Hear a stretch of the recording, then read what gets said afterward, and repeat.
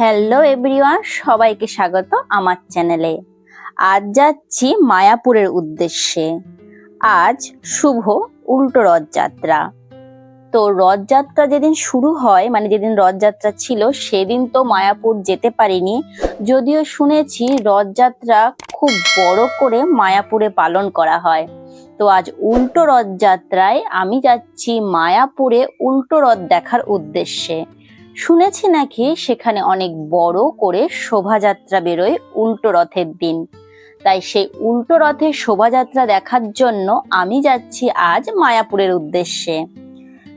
আমার train Lalgola passenger Barrackpore থেকে সঠিক টাইমে ভোর 4:16 রওনা দিয়ে দিয়েছে কৃষ্ণনগর সিটি জংশনের উদ্দেশ্যে। তো ট্রেন পৌঁছানোর কথা ভোর 6:20। তাহলে চলো দেখা যাক ট্রেন কতটা সঠিক টাইমে গিয়ে পৌঁছায়। ছেড়ে তো দিয়েছে সঠিক টাইমে, এবার পৌঁছায় কতটা সঠিক টাইমে সেটা দেখার। যারা আমার মতো জীবনে প্রথমবার মায়াপুরের উদ্দেশ্যে যাও তারা নিশ্চয়ই বুঝতে পারছো আমার মধ্যে কতটা এক্সাইটমেন্ট। আর হয়তো একটু বেশি এক্সাইটমেন্ট এই কারণে যে আমি উল্টো রথের দিন যাচ্ছি, উল্টো রথের শোভাযাত্রা দেখবো, প্লাস হচ্ছে ইস্কন মন্দির দর্শন করব। তো আমার এই ভিডিওর মূল উদ্দেশ্যই হচ্ছে মায়াপুরের উল্টো রথের শোভাযাত্রা 2025-এর যে শোভাযাত্রাটা মায়াপুরে হয় উল্টো রথের দিন, সেটা তোমাদেরকে দর্শন করানোর। তো ভিডিওটি স্কিপ না করে সম্পূর্ণ দেখার অনুরোধ রইল। আমার সাথে সাথে তোমরাও দর্শন করে নিতে পারো এই মায়াপুরের শোভাযাত্রাটি। আমরা ছোটবেলা থেকে একটা জিনিস দেখে এসেছি, উল্টো রথের দিন বৃষ্টি কিন্তু একটু হলেও হবে। আর গতকাল সারা দিন ধরে বৃষ্টি হয়েছে, যদিও ভোরবেলায় যখন আমি বেরিয়েছি ঘর থেকে এখনো পর্যন্ত বৃষ্টি শুরু হয়নি, কিন্তু ওয়েদারটা প্রচুর মেঘলা হয়ে রয়েছে, যখন তখন বৃষ্টি নামতে পারে। কিন্তু আমি বাড়ি থেকে দৃঢ় প্রতিজ্ঞা করেই বেরিয়েছি, বৃষ্টি হোক আর যাই হোক এই বছর মায়াপুরের উল্টো রথের শোভাযাত্রা দেখেই আমি বাড়ি ফিরবো। ট্রেন আমার একদম তার সঠিক টাইমে গন্তব্যস্থানে চলে এসছে, অর্থাৎ কৃষ্ণনগর সিটি জংশনে। ঘড়ির কাঁটায় বাজে এখন 6:20।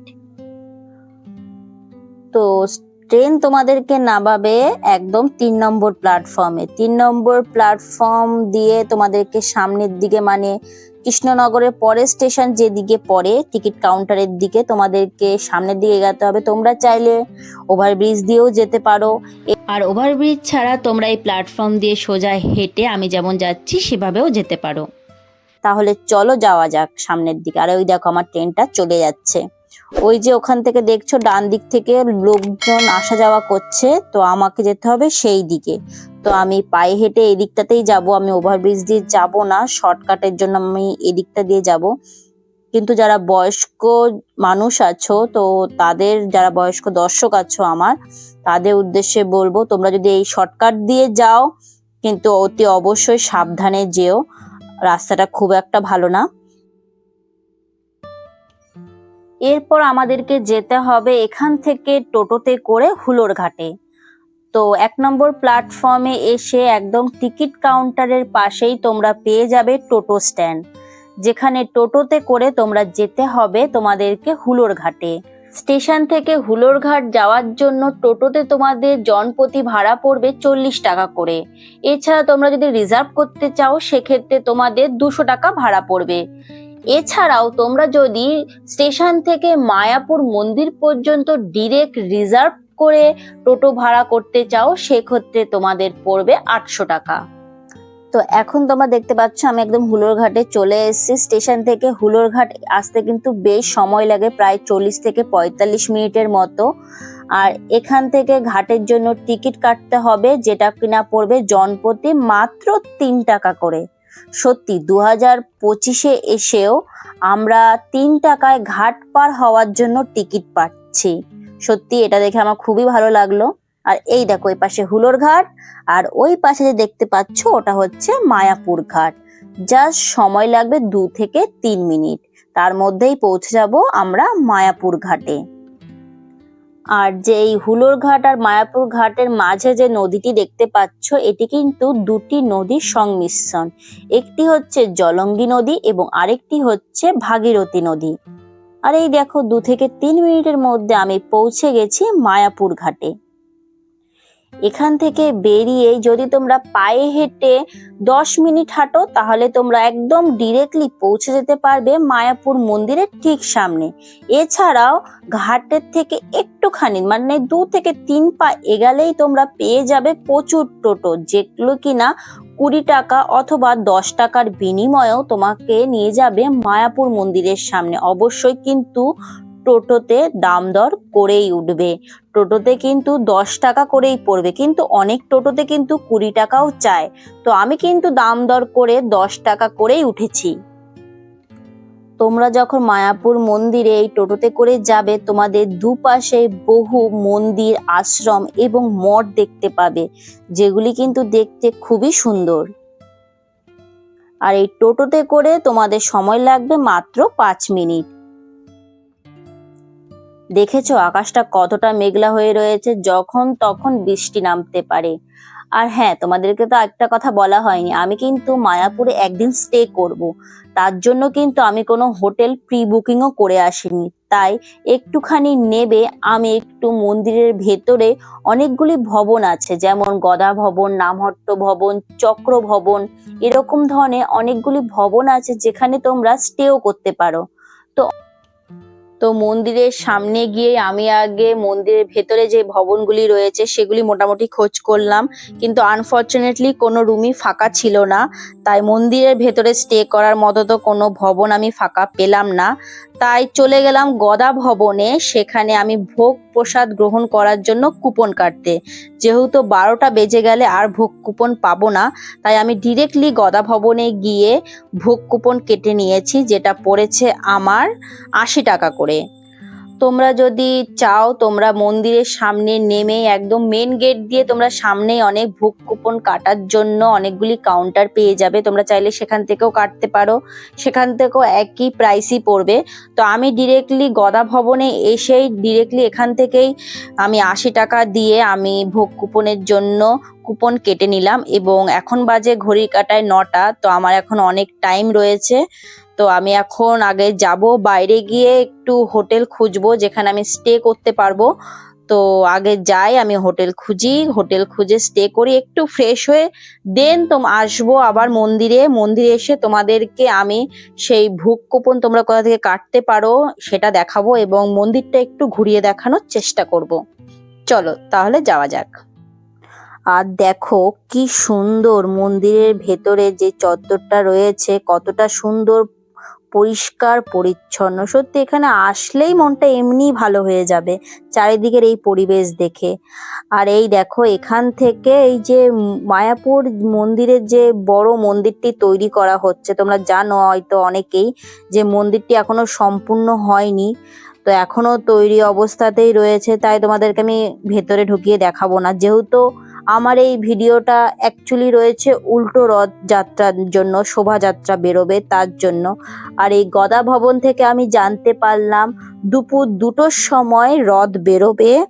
তো জগন্নাথ দেবের রথ বেরোবে মাসির বাড়ি যাওয়ার উদ্দেশ্যে। তো আমার হাতে একদম সময় প্রচুর কম, তো আমি তাড়াতাড়ি হোটেল খুঁজতে হবে, আমাকে ফ্রেশ হতে হবে, ফ্রেশ হয়ে আমাকে মন্দিরটা একটু ঘুরতে হবে, প্লাস আমাকে লাঞ্চ করতে হবে, দেন আমার মানে আসতে হবে এই শোভাযাত্রা দেখার জন্য। তো হাতে সময়টা কিন্তু খুবই কম।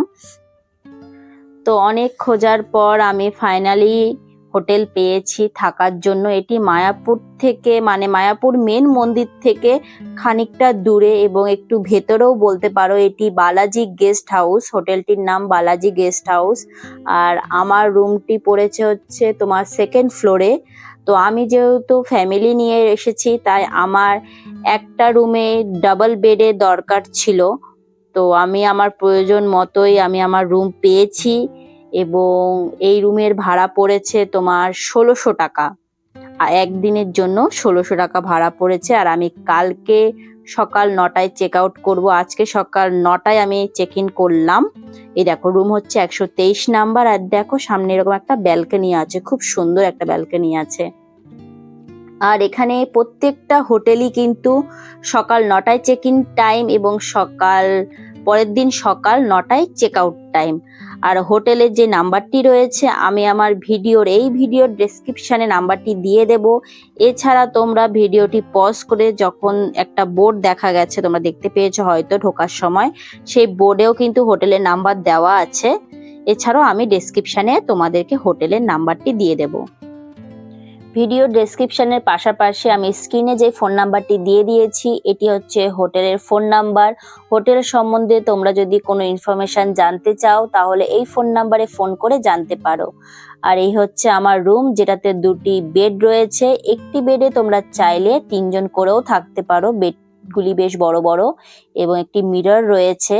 রুমের প্রাইসটা তো তোমাদের আগেই বলে দিয়েছি, 1600 টাকা, তবে সিজন ওয়াইজ কিন্তু প্রাইস ওঠানামা করে। আর এই হচ্ছে অ্যাটাচড বাথরুম, যেখানে কোমোডের ব্যবস্থা রয়েছে, গিজারের ব্যবস্থা রয়েছে। গিজারের ব্যবস্থা তোমরা সবসময় গিজারের ফ্যাসিলিটি পাবে, জলের ফ্যাসিলিটিও তোমরা সবসময় পাবে, এবং এসির ফ্যাসিলিটিও তোমরা সবসময় পাবে। তাহলে চলো আর দেরি না করে ঝটাফট ফ্রেশ হয়ে বেরিয়ে পড়ি মন্দিরের উদ্দেশ্যে। ওই দেখো টোটো আমার একদম হোটেলের সামনে দাঁড়িয়ে রয়েছে। হোটেলের সামনে থেকেই কিন্তু তোমরা মন্দিরে যাওয়ার জন্য প্রচুর টোটো পাবে। আর এই হোটেল থেকে মন্দিরে আসার জন্য তোমাদের ভাড়া পড়বে জনপ্রতি 10 টাকা করে। আর এই দেখো আমি একদম মূল মন্দিরের ঠিক সামনে, মানে মেন গেটের সামনে। এটা হচ্ছে 1 নম্বর গেট। এই মন্দিরে কিন্তু অনেকগুলি গেট রয়েছে, 1 নম্বর, 2 নম্বর, 3 নম্বর, 4 নম্বর। তোমরা প্রত্যেকটা গেট দিয়ে ভেতরে প্রবেশ করতে পারো। তাহলে চলো এবার মন্দিরের মেন গেট দিয়ে আমি ভেতরে প্রবেশ করব এবং তোমাদেরকে আমি দেখাবো ভেতরে কি কি রয়েছে।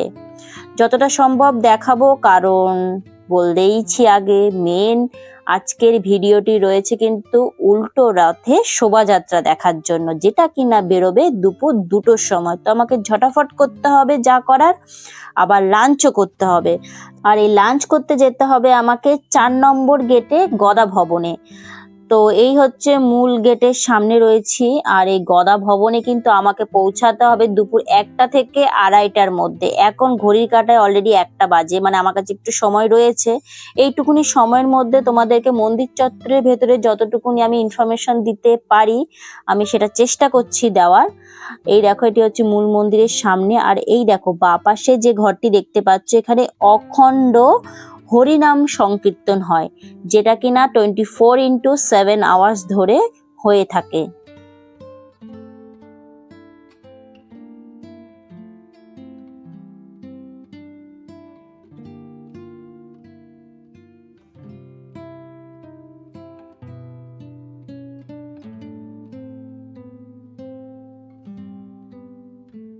আর এই অখণ্ড হরিনাম সংকীর্তনের ঠিক উল্টো দিকেই রয়েছে মহাপ্রসাদ গ্রহণের জন্য কুপন কাউন্টার। এখান থেকেই তোমাদের মহাপ্রসাদ গ্রহণ করার জন্য কুপন কাটতে হবে। এখানে 4টে আলাদা আলাদা কাউন্টার রয়েছে। এখানে আলাদা আলাদা কাউন্টারে আলাদা আলাদা কিন্তু প্রাইস, যেমন রয়েছে দেখো নামহট্ট ভবন, গীতা ভবন, এই বিভিন্ন প্রাইসগুলি যেগুলি দেওয়া আছে সেই প্রাইসগুলো তোমরা ভিডিওটা পজ করে দেখে নিতে পারো। তো তোমরা কিন্তু এই যদি ভোগ কুপন কাটতে চাও তাহলে কিন্তু সকাল 12টার মধ্যে অবশ্যই ভোগ কুপন কাটার জন্য, ভোগের যে মহাপ্রসাদ দেওয়া হয়, এই কুপন না কাটলে কিন্তু তোমরা সেই মহাপ্রসাদ পাবে না। তাই কিন্তু সবার আগে এসে এই মহাপ্রসাদ গ্রহণের যে কুপন সেটা কিন্তু তোমরা অবশ্যই এখান থেকে কেটে নেবে। আর তোমরা যদি চাও তাহলে কিন্তু বিভিন্ন ভবন, যেটা আমি কেটেছি, প্রথমে গিয়ে 4 নম্বর গেট দিয়ে ঢুকে যে গীতা ভবনের থেকে আমি ভোগের জন্য কুপন কেটেছি, সেটাও কিন্তু 12টার মধ্যেই পাওয়া যায়। তোমরা এই কাউন্টারগুলি থেকেও কাটতে পারো, অথবা তোমরা ওই যে ভবনগুলি তোমাদেরকে দেখালাম সেই ভবনে গিয়েও কিন্তু ভোগের জন্য কুপন কাটতে পারো। আর তোমাদেরকে তো আগেই বলে দিয়েছি, এখনো বড় মন্দিরটি, মায়াপুরের যে বড় মন্দিরটি তৈরি হচ্ছে, এখনো সেটি সম্পূর্ণ তৈরি হয়নি। সম্পূর্ণ তৈরি হয়ে গেলে তোমাদেরকে আমি আরেকবার এসে পুরো মন্দিরটি ঘুরিয়ে দেখাবো। তো আপাতত চলো এবার প্রভুপাতের পুষ্প সমাধি মন্দিরটি দর্শন করে আসি। এটি রয়েছে একদম মন্দিরে প্রবেশ করে তার ঠিক ডান দিকে। আর দেখো এই মন্দিরের সামনে একটা পুকুর রয়েছে। আর এই দেখো দূরের থেকে তোমাদেরকে আমি দেখাচ্ছি মন্দিরটি কতটা সুন্দর। আমি তোমাদেরকে বাইরে থেকে যতটা সম্ভব দেখানোর চেষ্টা করছি। আর এই মন্দিরের ভিতরে কিন্তু কোনো প্রকার মোবাইল বা কোনো প্রকার ক্যামেরা জাতীয় কোনো গ্যাজেট কিন্তু ভেতরে অ্যালাউ নেই।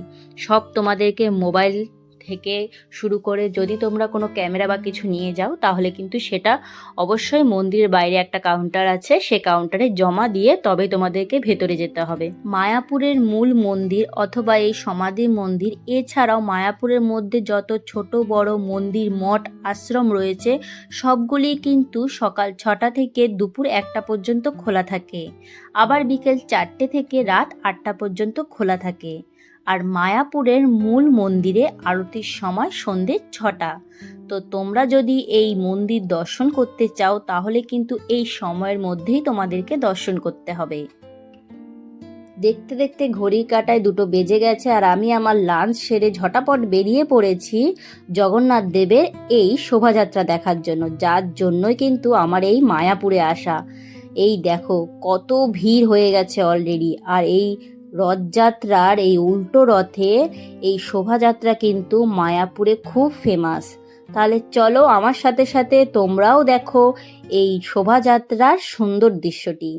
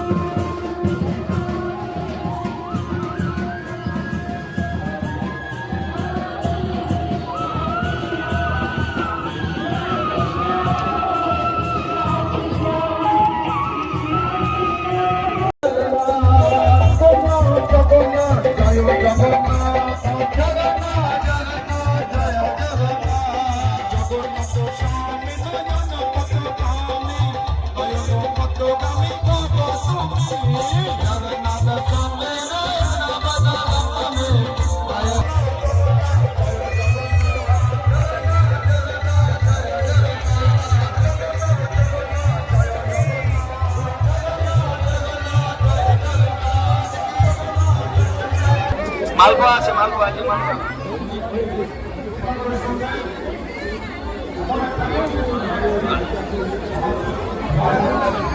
এই পরমাতে বাবা জিলিপি জিলিপি দিচ্ছি, সব প্রমোশন করছি।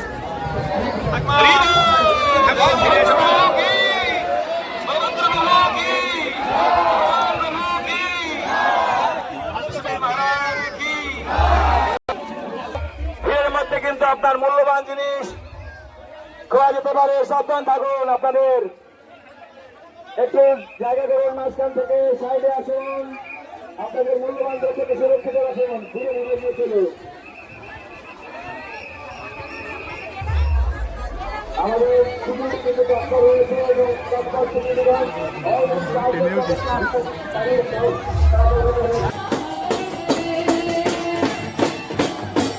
Hare Krishna, Krishna Krishna, Hare Hare, Hare Rama,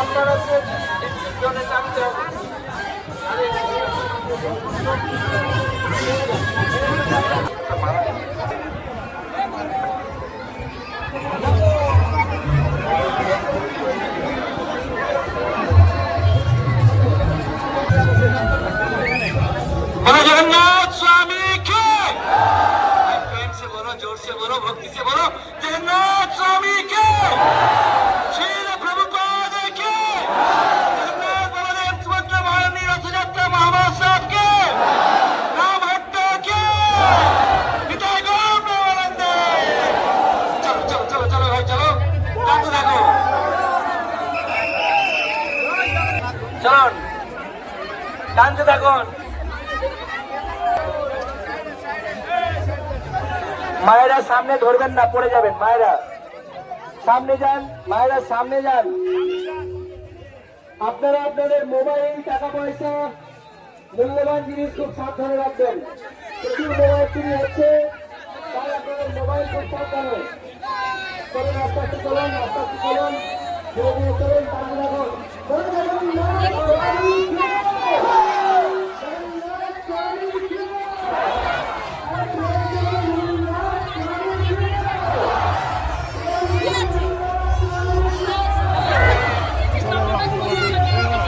দাদা একটু বেরিয়ে যায়, একটু বেরিয়ে যায় দাদা।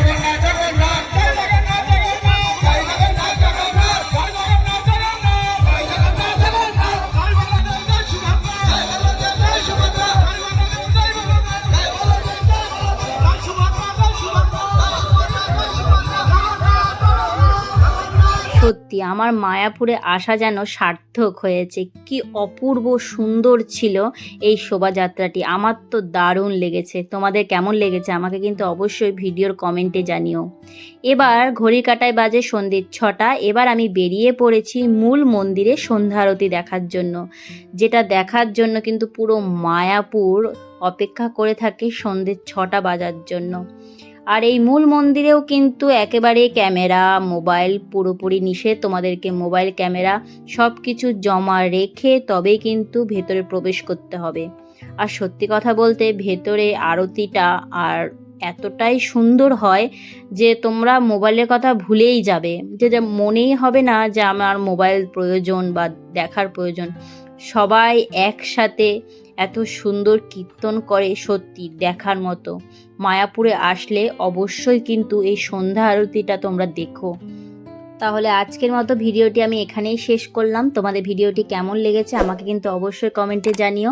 আর ভালো লেগে থাকলে আমার চ্যানেলটিকে সাবস্ক্রাইব করে আমার পাশে থেকো। তাহলে চলো আজকের জন্য টাটা, দেখা হচ্ছে নেক্সট ভিডিওতে।